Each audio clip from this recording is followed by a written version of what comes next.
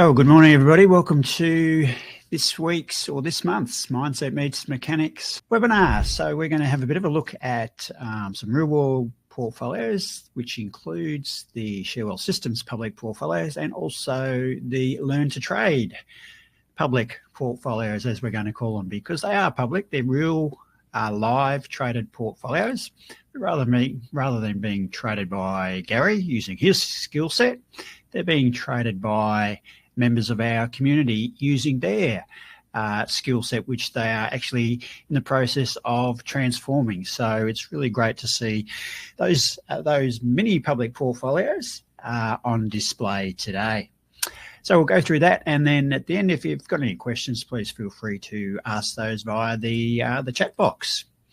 All right, just a quick reminder that we have to go through the disclaimer that the content of today's presentation is purely for educational purposes, not to be construed as financial advice, and is therefore very much general in nature, educational at its heart.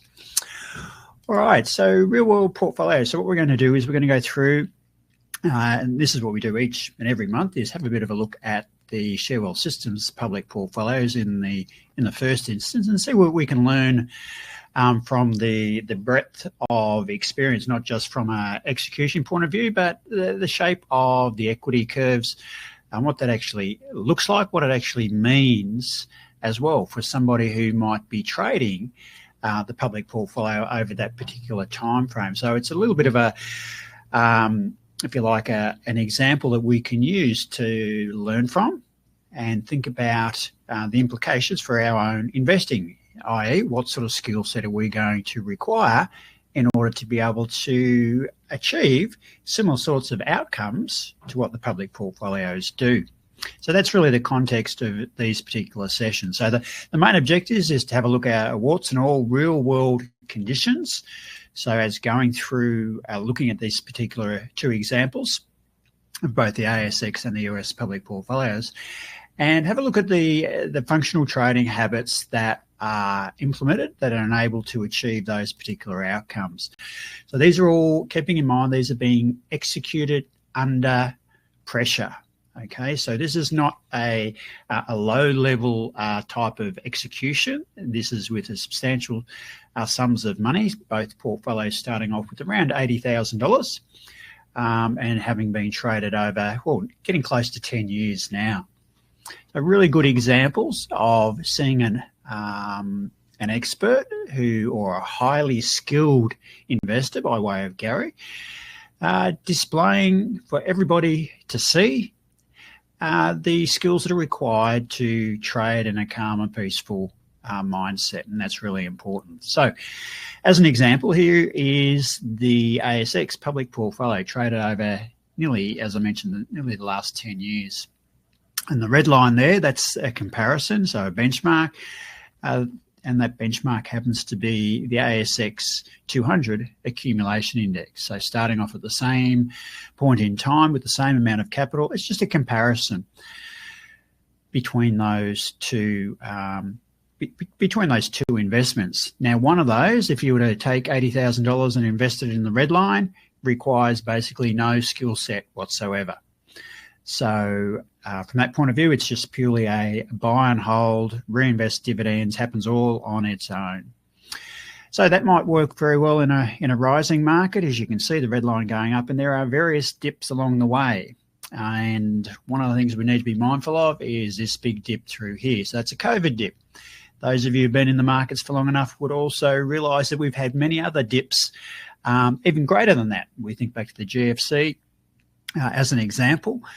Some 30, 40, 50, even 60% periods of drawdown in various markets. So something that we need to be mindful of, and that is one of the two biggest risks that we face during our investing lifespan. So that's number two. So what's number one? Number one is not growing your capital sufficiently such that you actually get to spend lots of your time spending your capital in retirement, such that you've accumulated sufficient along the way. So that's investment risk number one, growing your capital sufficiently. Number two, sequence of returns risk, making sure that we're missing out on those large bear markets. And that's hence why we use timing. And so that blue line represents a method of timing using SPA3 Investor versus a simple buy and hold methodology. So again, just creating a little bit of contrast there between two different investing styles. Now, obviously, in terms of performance, it's a 10-year window. So 10 years is a fairly sizable length of time, keeping in mind that our own investing lifespans are really going to be anywhere from, well, a minimum of 10 years, I would expect, all the way through to potentially 40 or 50 years. And we have a number of members that are starting off in their late 20s, early 30s that are already using a timing-based strategy. So you can imagine the benefit that they're going to have when executed over a significant period of time. So there you can see that window, difference in performance over the last 10 years. Got an example there, 12.19 by the SPA3 Investor ASX public portfolio and just under 9.5 for the ASX 200 accumulation index. So by comparison, this is the US public portfolio. So same time frame, slightly different outcomes again in this 10-year period, or this 10-year window that we're having a look at. The difference between those two portfolios is a little bit closer in terms of net performance, if you like. So the buy and hold of, in this particular instance, of the S&P 500 total returns index, at this stage outperforming the timing-based methodology that we're using for SPA3 Investor. So what do we make of that? Well, again, thinking about those biggest investment risks that we have, we're thinking about growing the capital sufficiently. So again, Warren Buffett would say, just grab all your money and put it into an index ETF and buy and hold. Now it's a terrific idea, and a lot of people could actually improve their outcomes by doing that.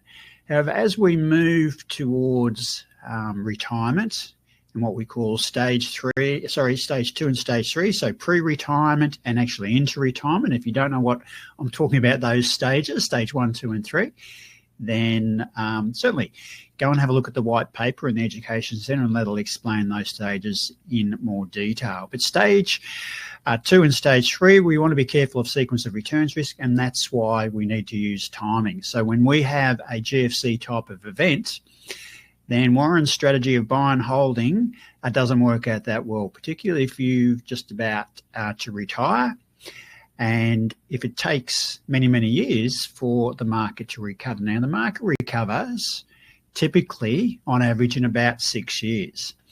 So the question we need to think about is, what if it doesn't? What if it takes 8 years or 10 years? What might that mean for your portfolios during your retirement or pre-retirement? What impact could that have on your ultimate plans and wishes for the future? So you need to think seriously about that. So that's why it's so important that we use timing and that we learn how to skill ourselves appropriately to make the best of that particular methodology, not just in a rising market, but also in sideways and falling markets as well. So a little bit of a difference between the two portfolios, different markets, different market conditions. The US market, being a little bit more volatile than the Australian market. So probably requiring a slightly higher, what we call skill set, application of mindset skills, of habits, of beliefs at the end of the day that enable us to execute with consistency, without hesitation, fear, or doubt. All right, so with that as a bit of a comparison between the two markets, I just wanted to bring back a slide that Gary showed a couple of weeks ago. It might have been this time last month.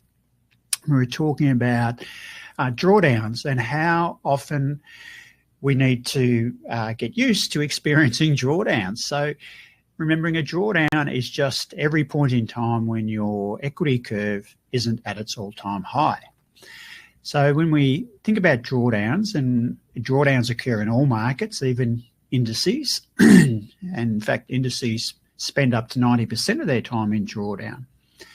That just means that they are only making new all-time highs around about 10% of the time. So if you were to look at your portfolio every single day, then 90% of the time, you're going to find that it's below its all-time high. 10% of the time, you're going to think, okay, well, it's actually started to grow again. So we have to get used to this idea of drawdown. Now, drawdown, for Most investors represents pain. That's just the way that they think about it. But drawdown is just a normal part of investing. It's no different. And there's lots of different analogies that we can use, but drawdown is just, a challenging time. So there's challenging times all through our life. You think about driving the car, it's not all sunny days and clear skies. Sometimes there's lots of traffic on the road. Sometimes it's very dark. Sometimes it's windy. Sometimes it's torrential rain. Sometimes there's fog. Sometimes there's accidents on the road. Sometimes you have to take detours and so on and so forth. So all those challenges you might refer to as a different form of drawdown. Now, when it comes to investing, over the last 10 years, the public portfolio has had at least 10 periods of 10% plus drawdown. Okay, so that, as I said, represents challenges. And obviously, the deeper the drawdown and the longer it goes for, the more challenging it is. So we have to be prepared if we're going to invest over those longer term periods of 10, 15, 20, 30, 40, potentially 50 years, getting used to this idea of drawdown such that we are completely at ease and at peace with it. All right, so that's where the acquisition of the appropriate skills is going to be to our advantage. So that's just a little bit of context. Regardless of what environment you're investing in, you're going to experience drawdown. So with these real-world portfolios, as an example, we're going to go through and peel back the layers a little bit and have a look at, whilst they're only the longer-term one, or the one that's been going for the longest at this point, is the one starting in September, there's already ample opportunity for us to learn and think about what's going on with those portfolios, but also thinking about the members that are actually trading those portfolios at this point in time. So previously, you've had a number of examples, the Sharewell Systems public portfolios that are traded by Gary using his skill set. And it might be all right for you sitting there thinking, well, that's Gary. He's been investing for many, many years. He's got a skill set that I could only wish to strive for. Well, that's not the case, because we have many members that have been with us for many, many years, 10, 15, 20 plus years, who are having the same sorts of outcomes. Now, it doesn't happen overnight, and it takes a bit of engagement, a bit of work, but once you get into the groove and you actually understand the skill set required, a number of those members have actually come back and said, you know what, I actually find it quite boring, in that all I have to do is I get a signal on the app or I run the scan and beyond charts, and that's all I do. I just execute accordingly, and they've acquired the mindset very similar to what you probably have when you're driving the car. You get in the car, you don't even think about it. You don't even think about, driving from A to B, except the fact that you're on a journey and you have every utmost confidence that if you apply the necessary driving skills, you're going to get from A to B. Yes, you might have to take a few detours along the way, but ultimately you have the mindset that allows you to execute your driving edge in the markets so that you get there safely at the end. All right, so let's get in and have a little bit of a look at some of these public portfolios. So remember, these are member public portfolios, and we've had over 250 members that have been running Learn to Trade portfolios. So it's not just 2 or 3 people as examples. There are literally hundreds of members that are running these portfolios with their own money. So it's warts and all, it's real world conditions. Now, if you think about real world conditions, if you could, from a 10,000 feet view of the market and market history, think about what's gone on in the markets over the last 10, 11, 12 months. You couldn't write this into, potentially a really difficult time to start learning how to trade in the markets. Think about everything that's gone on, things that have gone on in the Middle East, things that have gone on in our own neighbourhood, things about it that have gone on in politics, locally and internationally, the wars, all sorts of things that are going on. That, again, these are just many, many different variables that could have an impact on the market. And yet we're able to navigate our way through it. So why is that, and how does that come to be? So real world portfolios, learning to trade properly, building functional trading habits. And I'll explain a little bit about how we actually do that and how members are transforming the way that they are thinking and executing. So executing under controlled pressure. Okay, so what that means is that they have real money in the markets that enables them to execute at a level where there is a small amount of anxiety, but not too much that is going to stop them in their tracks. And the reason for that is, as explained, that we're going to go through periods of drawdown, and we want to make sure that when we go through those periods of drawdown, to be able to test ourselves, that we can execute in a controlled manner. So again, like driving the car, we want to make sure that we are driving at a controlled speed that's appropriate for our level of driving ability, that we have somebody perhaps in the passenger seat keeping an eye on them as well, making sure that they are in the right lanes when they need to be in the correct lanes, and understanding the exact steps that they need to take to drive safely. So these are all the public portfolios. So I'm assuming that not everybody knows about Learn to Trade Properly in the study groups. We started off in September. We also had and that was an ASX portfolio. We also had another group starting in December, and that was US only. So we started in 2 different times, 2 different markets. And then at the beginning of the year, we launched 3 new groups. So 1 in February, 1 in March, and 1 in June. Now, members of each of those groups could choose either ASX or USA portfolios. So we've got a number of members that are trading multiple portfolios now in different markets. So I've actually now have 8 different member public portfolios that we can learn from. And it's my hope that every member of ShareWorld Systems participates in a forthcoming Learn to Trade Properly study group, because that way you're going to learn the same skills that in excess of 250 members have started to learn and started to transform in terms of their own habits, the way that they do things, the way that they think about the markets. So a quick recap of the portfolios, just so that you can have a look at what currently your members, your friendly members out there who are sitting at their desks when they're placing their trades, etc., just like you are, what sort of positions are in their portfolio. So at the moment, those that started with us in Learn to Trade Properly in September, these are the current open positions there. So you can see there, the reason I'm showing this is just so that you get a little bit of an idea as to some of the stocks that are in their portfolios, how long they've been in there, and the skill set required to achieve the same sort of outcome. So we can have a look at this example here. We've got Technology One in this particular portfolio, and it's getting close to upwards to 50%. Did we know that that was going to be the case when we jumped into Technology One? No, we got a signal, acted accordingly.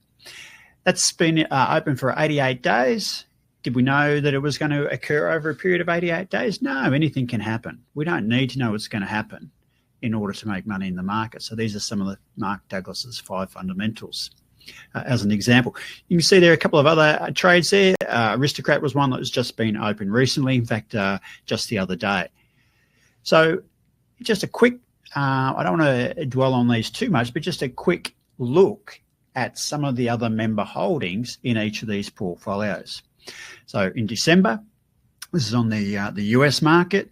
You can see there one position there, Intel, being held for 112 days, and it's still sitting, it's still underwater. Did we know that that was going to happen? No, absolutely not.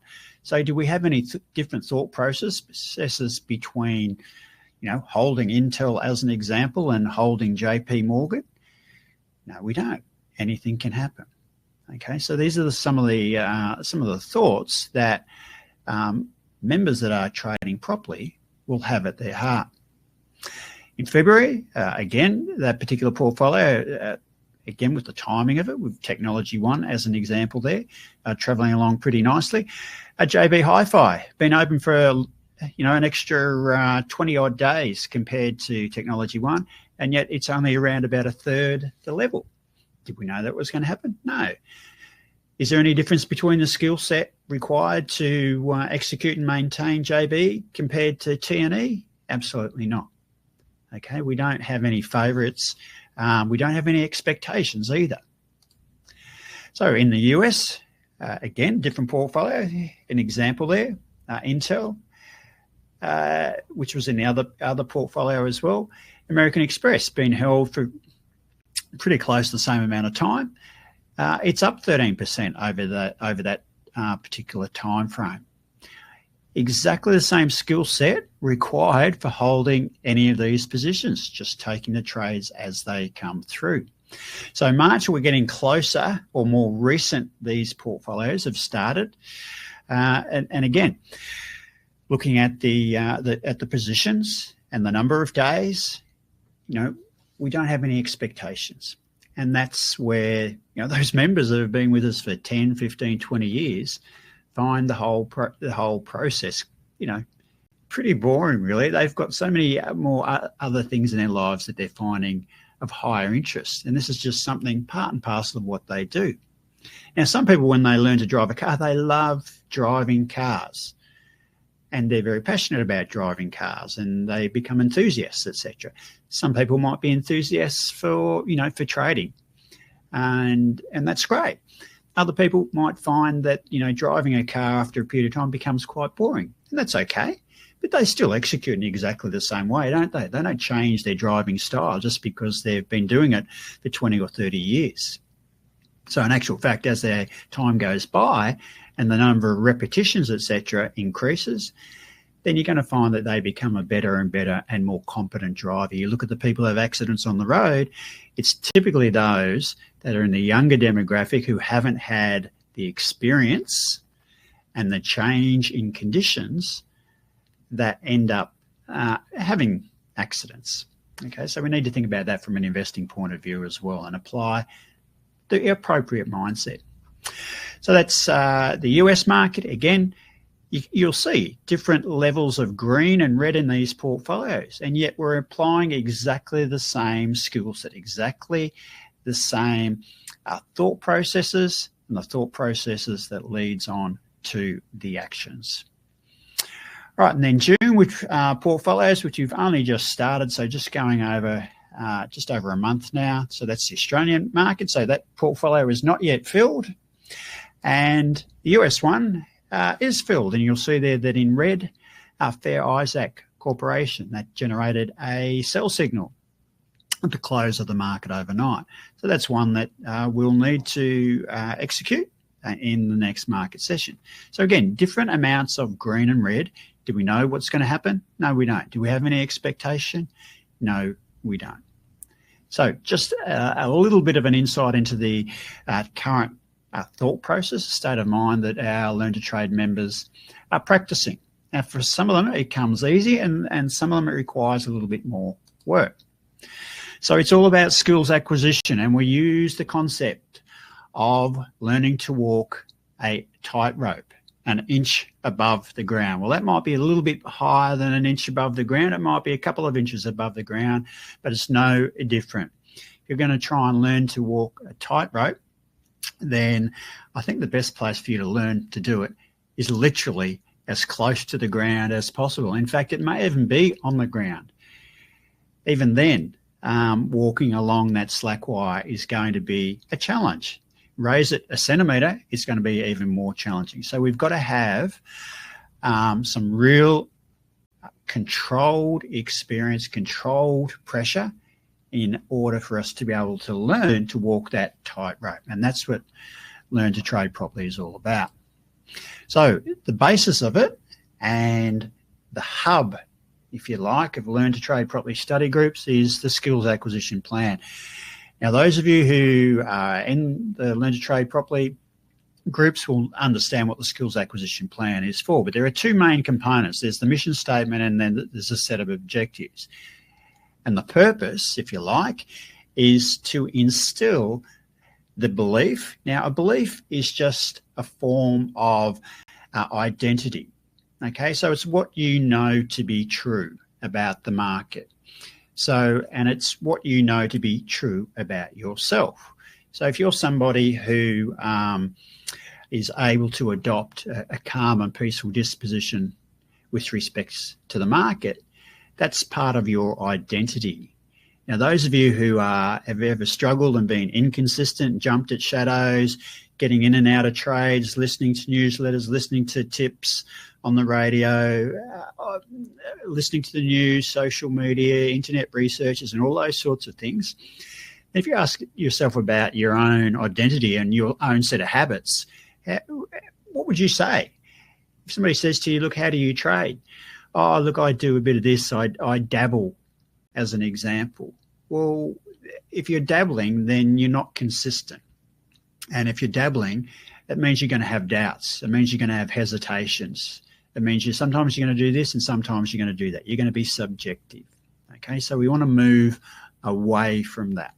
So we want to attain the mindset, as Mark Douglas puts it, a unique set of attitudes that allows you to remain disciplined, focused, above all, confident in spite of adverse conditions. And a bit further down, the best traders aren't afraid. So we're helping members transform such that they can trade without fear, hesitation, or conflict. So if you have any of those three, fear, hesitation, conflict, throw in doubt, throw in inconsistency, then you've got some work to do. So the goals and objectives. So part of this, if you think about the gentleman on the slack wire before, that tightrope, he was an inch above the ground. How do we know when we're actually gaining these skills? Because it's all very well to pick up Trading in the Zone and read it and say, oh, yes, I know exactly what Mark's talking about. I understand what he's talking about. But are you at a point where internally you actually recognize it and accept it, and at the point where you can actually create some of those habits that Mark talks about? Because some of those habits that Mark talks about are actually quite challenging to adopt. So, and I'll explain that in a moment in a little bit more detail, the fact that they are challenging to adopt, a set of beliefs, a set of habits. How do we actually do that? But before we do that, we need to think about the skills, objectives. So if we're going to learn how to trade properly, what sort of driving conditions, that's usually the analogy of driving a car, do I need to be able to execute my way through? Because we know through the examples we've talked about, any portfolio through a period of 10 years is likely to have 10 periods of 10% drawdown at least. So we need to be able to be skilled to handle those moments. Like when you're driving the car, you need to go through and maybe do some advanced driving courses. A perfect analogy of one of the members in the LTTP groups recently drew upon exactly the same metaphor. Learning to drive in difficult conditions, applying advanced skills to be able to do so. And they practice in real world. They put on the water. They have to go through the witches' hats and all those sorts of things to really fine-tune their skills and make them aware of how well they're currently executing at the same time. So by putting in some milestones, and several of those milestones are being able to trade your way through a period of 10% drawdown, at least 10% drawdown, preferably at 15%. So we're really making sure that we're focusing on those challenges. We need to be able to work through those challenges so that we know whether we've acquired the skills or not. If we don't get challenged, how are we ever going to know? We're not. And we're going to fool ourselves into thinking that we're actually quite adept at trading and investing when we haven't really been tested. So that's one of the main objectives, to be able to trade and experience that 10% period of drawdown.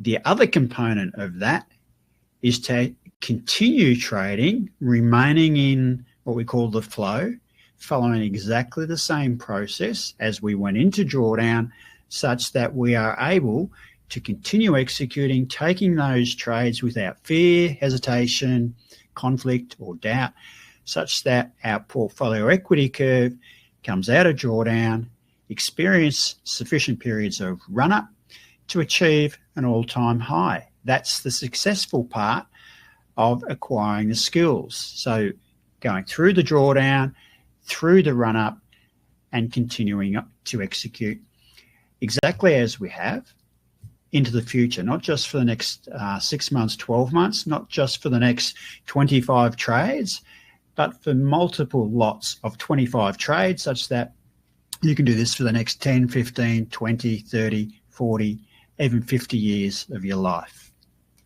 Right, so that's the backdrop. So that's what Learn to Trade Properly is all about. Here's an example of the September portfolio, just to show you in a different format where it's at to. It's had 33 trades at this particular point in time, levels of drawdown, so on and so forth. Does that really tell a story? Well, the story explains or comes to life a little bit more when we look at equity curves. So the black line there being the equity curve, and you'll see the period of drawdown that I'm talking about. So for everybody who's in that September group, they've already achieved that first part of the objective. They've traded their way through a period of at least 10% drawdown. So this got to 13.5. And by executing and continuing to remain in the flow and with the appropriate thoughts, the appropriate what we call identity, following the appropriate process to be able to change their mindset and their set of investing habits, they have now come out of drawdown, and that's the black line you'll see there. The red line's just the benchmark by comparison. So if we think about the person on the high wire there, the slack wire, it's not a high wire at this particular point in time, they've achieved that first goal of walking on that slack wire an inch above the ground, and they've achieved the mindset to be able to trade their way all the way down, continue, remain in the flow, and see the all-time high. How many people without the appropriate mindset may have got down to this level and said, you know what, this is just too hard. This is going the wrong direction. Fear, hesitation, and doubt, probably because they're doing it with too much capital, only for them to stop and take themselves out of the flow. So those members now are at the point, having achieved a new all-time high, that what can they do with the slack wire? They can raise it to a slightly higher level. So what does that mean? That just means that if they wanted to at this particular point, knowing now that they've been tested, they've succeeded, excuse me, through that first test, that they're now at the point where they can raise that slack wire up. So if they were starting with a $20,000 portfolio, they might say, well, look, you know what? I'm going to raise it up a little bit more. I'm going to put another $5,000 in, or maybe it's $10,000. It's all going to be relative. And what that will mean is that they can then continue to employ exactly the same skill set and see what happens through the next period of drawdown, and so on and so forth. Being realistic, thinking that this is going to be a process that they're going to learn along the way. So they've achieved both. What about the folks that are in the USA December group? Well, they've had to trade their way through a 21% period of drawdown. Now, if you think about the equity curve here, it started off pretty much flat. It had a small rise and then into a period of drawdown. So far, by remaining in the flow and continuing to execute, the portfolio has experienced a 13.5% run-up, and the only way you've been able to get that run-up is to keep executing with exactly the same investing habits that we've used on the way down. Thinking about our thoughts as we're executing through the 25 trades exercise that all members are doing, journaling along the way. So they're starting to experience a bit of run-up. What have they achieved so far in terms of objectives? Well, They've achieved objective 1. They've remained in the flow. They've experienced that 10+% period of drawdown. So this is a really steep period of drawdown, 21%.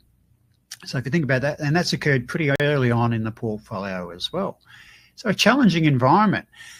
I dare say that, in fact, I know that the members that are trading those particular portfolios are learning, learning a lot about themselves, the importance of starting off with a relatively small amount of capital such that they can remain in the flow. Imagine if you started a portfolio and, you know, potentially you had access to a couple of $100,000 and you decided to start with $200,000. What would be the chances after experiencing a 21% period of drawdown that you would continue? It's probably fairly unlikely. But if you were to do it with a $20,000 portfolio, as an example, then the chances are significantly increased that you're going to allow yourself to feel and experience that period of drawdown such that you remain in the flow, building on those habits, changing that identity so that you firmly believe and understand the 5 fundamentals and the 7 principles of consistency such that you can start to experience a period of run-up. Now, where's that period of run-up going to end? We don't know. It might go into another period of drawdown. It doesn't matter. Anything can happen in the market. We know that these things are going to happen along the way. So how are we going in terms of our overall skill set? Well, we've achieved part 1, but not part 2 at this point in time. The focus in February. Again, a little bit of a dashboard. If we think about the concept of a dashboard is just like you have in your car. You go down to the car lot, you buy a brand new car, it has 0 kilometres on the dashboard. So we've just purchased a car in February and we've literally driven it out of the block and gone around the corner and we've got 21 kilometres on the dashboard. Think about it in that terms point of view. A very small history of trades, isn't it? And you're going to have that car for potentially 10, 15, you look after it, 20, it might become vintage. It could become a classic as well if you look after it and treat it well. So that's the sort of concept that we're thinking about when we're learning to trade properly. All right, so in terms of February, what's happened here? Well, you can see there we've achieved parts 1 and part 2 of the objectives. We've gone through a period of greater than 10% drawdown, so nearly 12%, remained in the flow, executing accordingly, out of drawdown. So skill set, there we are starting off with our learning to walk the slack wire. Now we've achieved a new all-time high. Members of that particular group, if they wanted to, could certainly think about adding further capital. Now this might occur over for you to experience these periods of drawdown and run-up. It could occur in a short space of time, like it has for the February folks. It might take longer. But if you think about it, the sooner it happens, the better off you are. The sooner you get tested, the better off you are, okay? If you think about learning to drive with your license, how many hours? You had to spend 120 hours behind the wheel before you really then get into the real world and start driving by yourself. And then it's going to be a function of how often are you driving by yourself as to how quickly you learn. So the sooner you experience some of those difficult driving conditions, the more you're going to learn.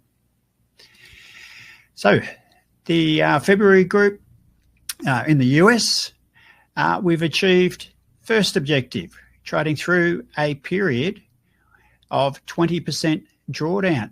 And look at the start. Only had 1 or 2 days up and then into drawdown. So that's 62 days of drawdown. And at that point, if you're thinking, gosh, I've just started this, I've been going for 63, 64 days, and all I've seen is negatives in my portfolio. If you're doing this with a large sum of money, then you've missed the whole objective. Okay, learning to trade properly. If you can't trade a small portfolio, you'll never trade a large one. So they've achieved the first goal, but at this point in time, they've remained in the flow. They're experiencing a bit of run-up at this particular point in time. And if we continue to remain in the flow, then we get to experience the edge and the edge will manifest itself as long as we provide a sufficiently large sample size of trades. And so that's all about becoming a casino and letting every spin of the roulette wheel take its natural course. Okay, the casino doesn't sit there in the middle of a losing streak and say, right, that's it, shut up shop, sorry, everybody's got to go home. They remain in the flow because they know they've got an edge. And as long as they exercise that edge, and as long as punters keep coming in to have a gamble, then that particular edge will continue to manifest itself. So we need to think about that from our point of view. We need to think like the casino. Now, I'm not advocating gambling.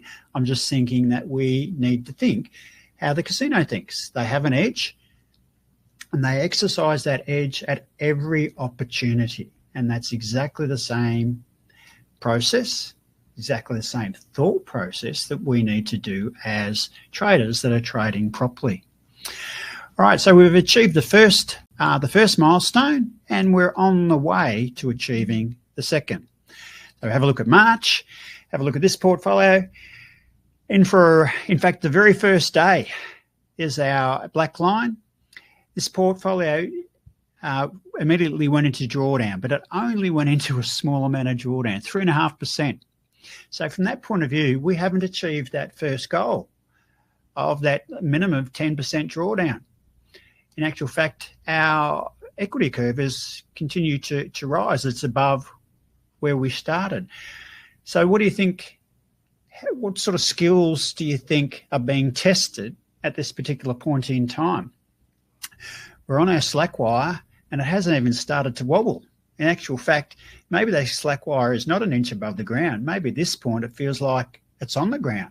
We really haven't been tested at that point in time. So we need to keep an open mind, continuing the process, thinking about our identity, the process for assimilating those mindset skills that Mark Douglas talks about.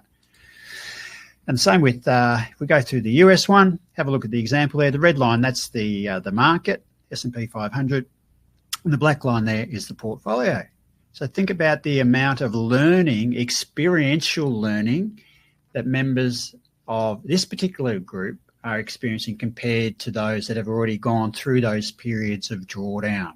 Okay, so whilst we might be thinking, oh, our portfolio is going in the right direction, we need to think about, honestly, looking at ourselves and saying, look, realistically, do I know whether I'm trading properly at this point in time?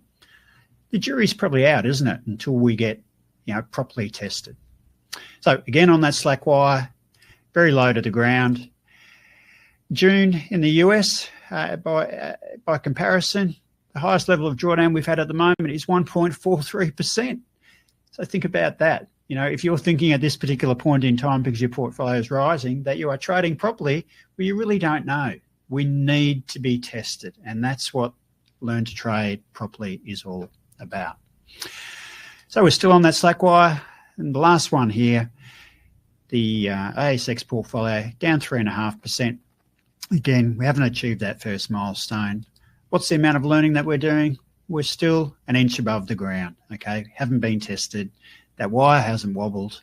We're not really feeling the challenge right at this particular point in time. All right, so just to bring it all together, just a couple of points I wanted to make with the Learn to Trade Properly study groups. Again, I'm doing this for the benefit of members who haven't yet joined a group. So you get a bit of an idea as to how we go about it. So the key ideas to Learn to Trade Properly,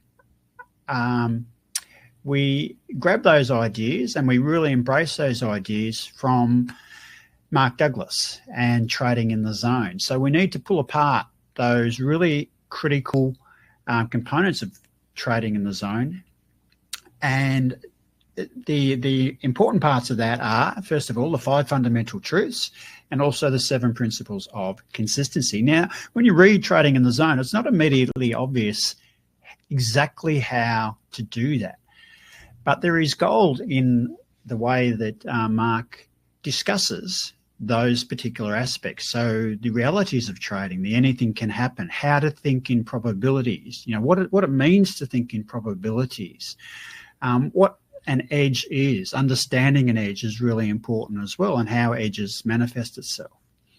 So if you believe in the uncertainty of trading, then you will be more likely to create consistency in your desire. So if you think about that, if you completely understand that there is uncertainty in trading, and yet realize at the same time that if you become like the casino and execute your edge over a big sample size, then ultimately certainty will start to appear in your trading.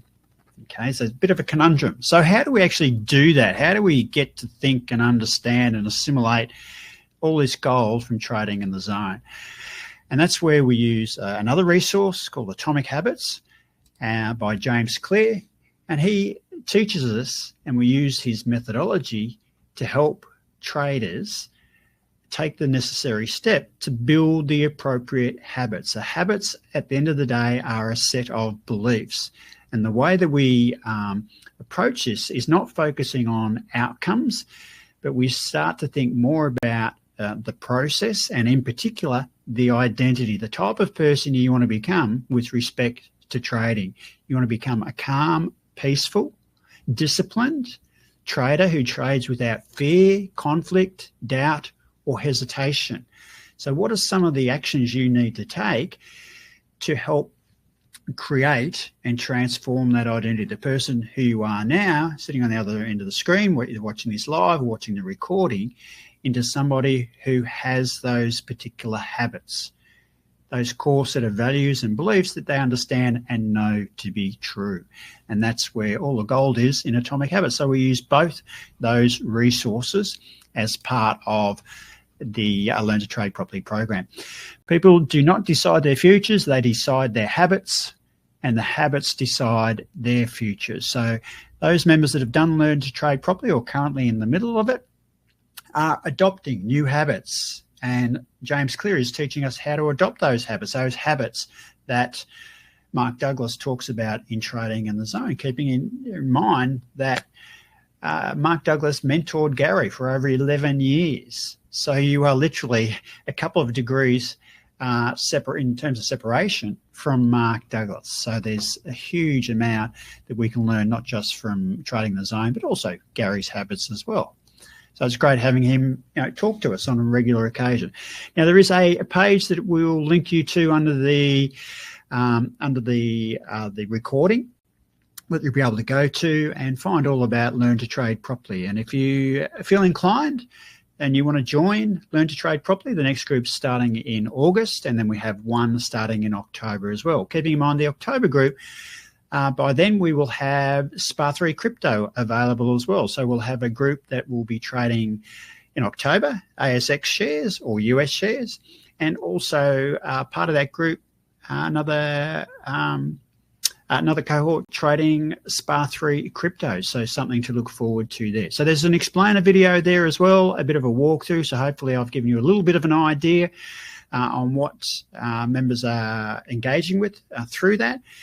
But importantly there, why having a system is still not enough. So you've got the system, but in live market conditions, when the pressure builds and decisions need to be made fast, your old habits can resurface. So if you've been sitting there thinking, yes, I've got some of those habits where I stop and start and I balk at shadows and so on and so forth, and I'm inconsistent, then do yourself a favor, can't hurt, enroll yourself in one of the Learn to Trade Properly programs. Particularly a lot of feedback from members who have talked about using some of the material in Atomic Habits and making changes in other areas of their life. And I get so many members providing feedback in terms of the changes they've made. It's very, very inspiring. So big thumbs up to those members that have already done it. But if you haven't, I encourage you strongly to come through in one of the next groups and join the other members. Because at the end of the day, it's all about transformation. So I'm going to leave you with this quote. Men and women are born soft and supple. Dead, they are stiff and hard. Plants are born tender and pliant. Dead, they are brittle and dry. Thus, whoever is stiff and inflexible is a disciple of death. Whoever is soft and yielding is a disciple of life. The hard and stiff will be broken. The soft and supple will prevail. So think about that in terms of your own learning and where you are.